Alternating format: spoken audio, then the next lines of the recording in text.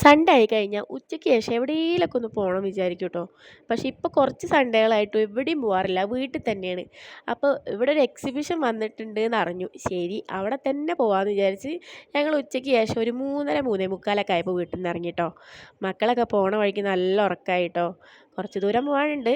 നമ്മൾ കൊടീഷ്യ ഗ്രൗണ്ടിലാണ് കേട്ടോ എക്സിബിഷൻ വന്നിട്ടുണ്ട്.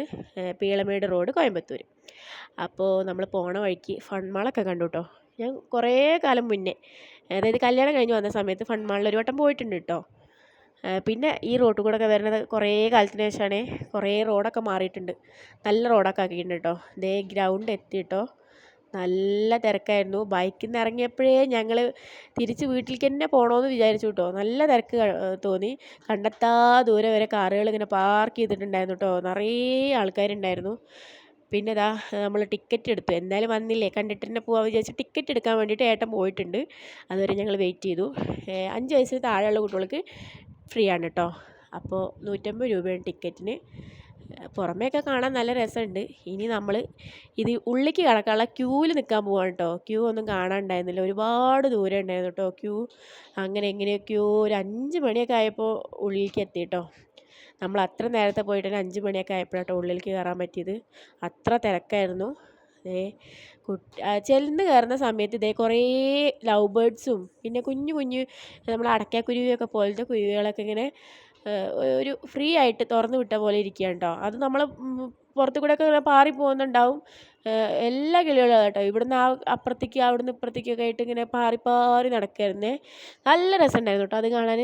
കാരണം ഞാൻ എക്സിബിഷനിലൊക്കെ നാട്ടിലൊക്കെ പോയിട്ടുണ്ട്, പക്ഷെ ഇങ്ങനത്തെ സംഭവങ്ങളൊക്കെ ആദ്യമായിട്ടാണേ. ഇങ്ങനെ നമുക്കിങ്ങനെ തൊടാൻ പറ്റും, എടുക്കാൻ പറ്റും, പിടിക്കാൻ പറ്റും എന്നൊക്കെ തോന്നും, പക്ഷെ ഒന്നിനും പറ്റില്ല.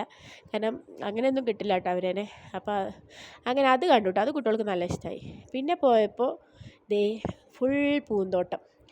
അതിലില്ലാത്തൊന്നുമില്ല കേട്ടോ. പൂമ്പാറ്റയും വണ്ടും എന്താ പറയുക, തുമ്പിയും എല്ലാം ഉണ്ട്. എല്ലാതരം പൂക്കളും ഉണ്ട്. ഒക്കെ വലിയ വലിയ പൂക്കളും ഒക്കെ ആയിട്ട് കുട്ടികളൊക്കെ ഇങ്ങനെ ആകർഷിപ്പിക്കുന്ന രീതിയിൽ അങ്ങനെ സെറ്റ് ചെയ്തിട്ടുണ്ട് കേട്ടോ.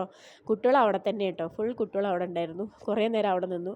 പിന്നെ ആൾക്കാരൊക്കെ ഇങ്ങനെ പരക്കെ ഓടുന്നുണ്ട് കേട്ടോ. അപ്പോൾ എന്താ സംഭവം എന്ന് പോയി നോക്കിയപ്പോൾ ആളാണ് കേട്ടോ, റോബോട്ട് ഇങ്ങനെ ഓടിക്കുന്ന കേട്ടോ ആൾക്കാരേനെ. പിന്നെ മത്സ്യകന്യകയും ഉമ്മയൊക്കെ കൊടുത്തു കേട്ടോ. ഒരു ഉമ്മയൊക്കെ കിട്ടി ഞങ്ങൾക്ക്. അങ്ങനെ ഞങ്ങൾ അവിടെ നിന്ന് പോന്നു. പിന്നെ മീനുകളുടെ ഒരു കളി തന്നെയായിരുന്നു കേട്ടോ. ഫുൾ മീനുകളായിരുന്നേ. അതാണ് അക്വേറിയത്തിൽ വന്നാൽ പിന്നെ മീനുകളാണല്ലോ കാണുള്ളൂ. മീനുകൾ ഇഷ്ടംപോലെ ഉണ്ടായിരുന്നു. എനിക്കതിൻ്റെ പേരൊന്നും പറയാനറിയില്ല, അതുകൊണ്ട് പേര് പറഞ്ഞിട്ട് ഞാൻ വേണ്ടാത്ത പേരൊന്നും പറയുന്നില്ല. അപ്പം മീനുകളെ കുറേ കണ്ടു, അത് മാത്രം എനിക്കറിയാം. പിന്നെ ഈ മീനെ കാണാൻ നല്ല രസമായിരുന്നു കേട്ടോ. നിറയെ ഉണ്ടായിരുന്നേ. ഇവർ തന്നെയായിരുന്നു ഒരു 3/4 ഭാഗവും.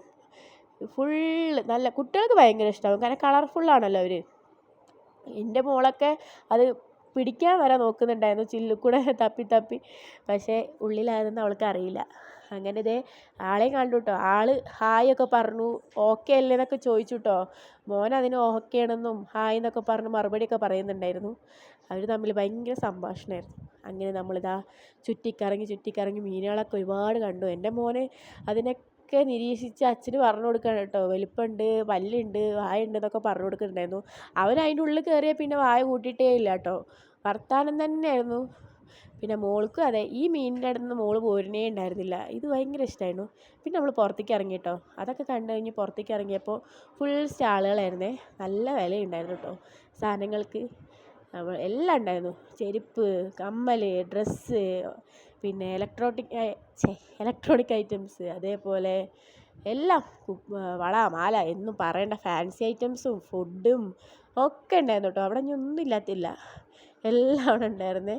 ഞങ്ങൾ ഇതൊക്കെ കണ്ടപ്പോൾ ക്ഷീണിച്ചപ്പോൾ ഞങ്ങളൊരു ഫ്രൂട്ട് സോഡ അങ്ങനെ എന്തോന്നാണ് തോന്നുന്നു, അതിൻ്റെ പേര് കറക്റ്റായിട്ട് അറിയില്ല. കണ്ണൂരുകാരനായിരുന്നു കേട്ടോ. അവരോട് ഒരുപാട് സംസാരിക്കുകയൊക്കെ ചെയ്തു. നമ്മൾ ലാസ്റ്റ് ഒരു ഐസ്ക്രീമൊക്കെ കഴിച്ച് കുറച്ച് നേരം കൂടി അവിടെ നിന്ന് കണ്ട് ഒരു കുൽഫിയും കഴിച്ചിട്ട് പോകുന്നു കേട്ടോ.